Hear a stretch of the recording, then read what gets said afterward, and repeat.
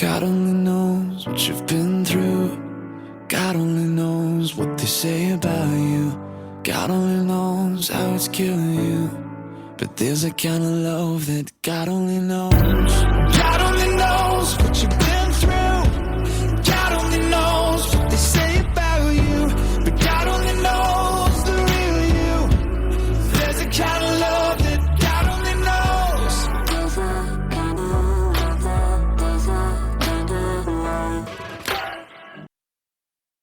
Welcome to Season 3, Episode 23 of Your Journey Is Not Over.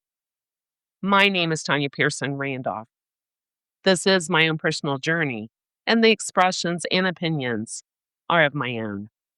I own all the rights to my personal journey, and to Your Journey Is Not Over. Neither are to be used, copied, nor edited in any way without my consent.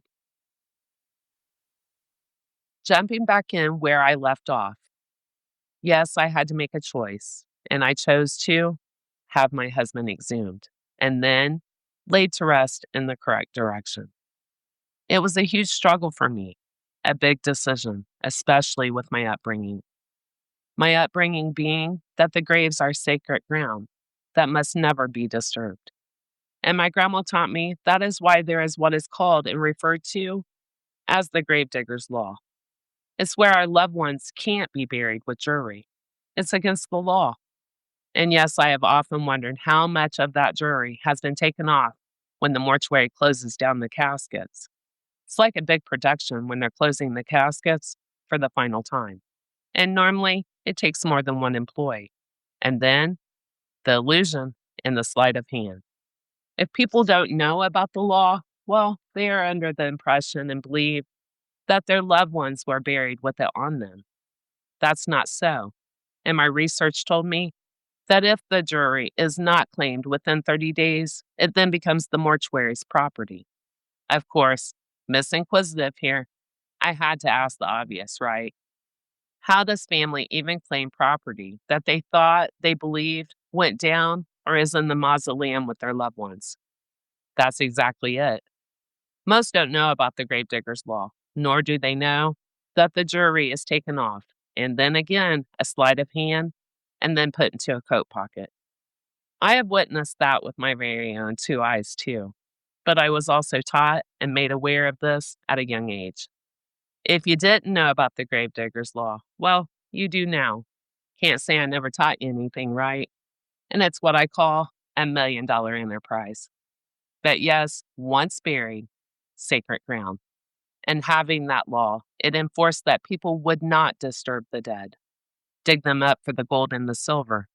So yes, it was an internal battle for me, a spiritual battle, a struggle. But I decided to have him exhumed and make sure it was completely as he and I had planned. It was perfect. I had an amazing team of people that helped me and made everything possible and had witnessed my struggles. I made the final decision based on spiritual beliefs and the rising for rapture.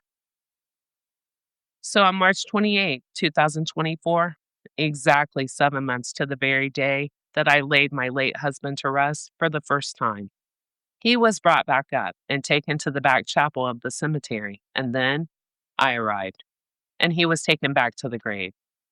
Oh my, talk about excruciating pain too.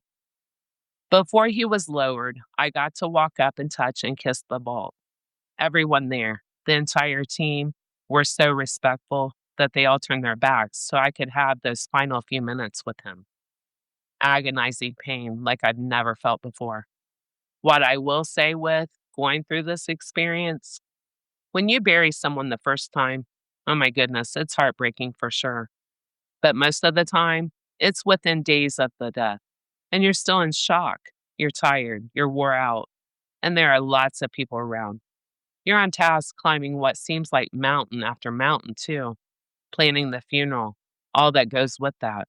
The grave, the date, the time. Again, autopilot, on task. Then once the service is over, people do fade. They go back to their lives. We all do. I'm guilty of it even. But the widow or the widower's lives are never the same.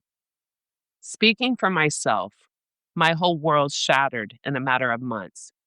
Truly, there was no time to even process the shock of the cancer and then his passing. And yes, life is hard after people fade. Or in my own personal experience, people truly showed me who they actually are. And I stopped overlooking, making excuses for bad behavior, and believing, again, who people truly are.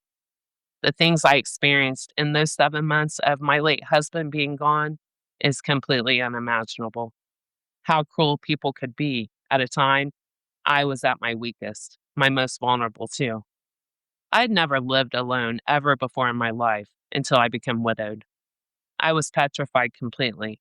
I was broken. I was lost and had experienced three more life changing deaths in those 7 months. So, yes, completely broken would be the best way to describe it. And what happens to broken and vulnerable animals in the wild? The vultures focus in. It's easy prey. Well, so in life for humans, as in the wild. So, life in 7 months had been a struggle. And with this major decision, life was heavy. It was hard. It was unbearable. Again, if you had seen me out, one would never know. I smiled through my pain in public. And as my grandma always said to me, during my tumor being removed from my left leg at just months old, she would always tell me, "You're the only baby I've ever seen that could be in so much pain. Big tears rolling down your little cheeks, too, and you would still have the biggest smile on your face." God gave me the grace at an early age to smile, even while in pain. As I got older, my smile was my way of hiding my traumas.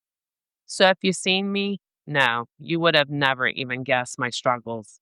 And there was a lot of ice packs on my eyes to cover the swelling. So walking up and placing my hands on my late husband's vault for the final time ever and saying my goodbyes and kissing his vault and watching him get lowered into the ground again. I knew what life looked like without him. It wasn't just days since his death. It was 7 long, hard months without him. I damn well knew. And that made it so much more painful. Felt like my heart was being ripped out of my chest completely. Not many things have brought me to my knees. That did. The pain, the loss, the abandonment, the fear I felt, the worst feeling I've ever felt in my life. But I now looking back, as painful as it was for me, I do not regret the decision that I made. My late husband would have expected nothing less from me. And knowing both of our OCD to details, I'm at peace with my decision. And I know my late husband is at peace with the fact that now everything is exactly as it was planned, as he wished. Well, my dark night of the soul came exactly 1 week after I reburied my late husband. And I do want to make this very clear. When I dropped that day in my living room, and I guesstimate I was on that floor for about 10 hours, the devil found me weak. He found me broken, and he found me so vulnerable. And then he began to show me that movie to break me down even more. That was his purpose anyway, not God's. But what I want to make clear, in no way did I ever have intent of harming myself. There was no pills out. There was no knives, nothing at all. God did not let it get that far. I cannot swallow pills anyway, so I would be out of luck. I shamefully gave God an ultimatum when I said, "Dear God, please help me. You take me out of here or I will." That's when God, knowing me, knowing my heart, my soul, how much I love him, my Father, knowing how I truly have taken everything I've ever experienced and endured, and I tried to use it to help people, to encourage people, to uplift others. Well, that's exactly when God, only God, stepped in and he stopped the movie, as horrific as it was.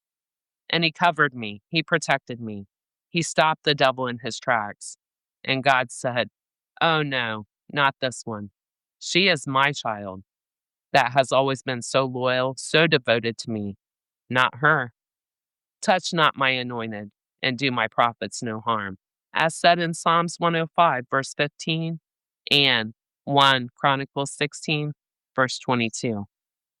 Actually, now looking back as a healed version of myself, I'm shocked my soul withstood all the betrayal, the loss of 4 people in 5 months, the grief, the greed, the fear. The devil came at me in every way possible in those 7 months to push me to April 6, 2024. The devil again thought he had me, my soul. Well, again, can't write checks your ass can't cash. As God said to the devil, April 6, 2024, think again. I truly believe when someone commits suicide, people forget completely how that person lived, all the good things. All they focus on and all that's remembered about that person is how they died. Please don't be remembered that way. Call to God just like I did when I was in the deepest, darkest pits of hell, April 6, 2024. God is right there. Just got to call out. I promise he will answer and picks up on the first ring too. And he springs into action, saving his child, you. If you are struggling and need someone to talk to, please call or text 988. Again, 9888. There's someone there 24 hours a day to take your call or answer your text. Truly, I did not know there was a place to call or text. And yes, I would have used the services. There's no shame for reaching out for help. And yes, as I found out from so many people that I've talked to, that have DM messaged me, FaceTime with me, and they've told me so many times too, it does help to talk to a complete stranger.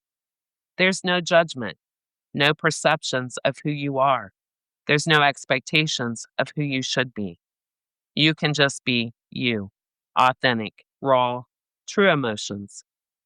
I want everyone to be remembered for how they lived their lives, not just how they died. This concludes my podcast for today. Please join me Thursday. Listen in, and always remember, your journey is not over. God bless. God only knows what you've been through. God only knows what they say about you. God only knows how it's killing you. But there's a kind of love that God only knows.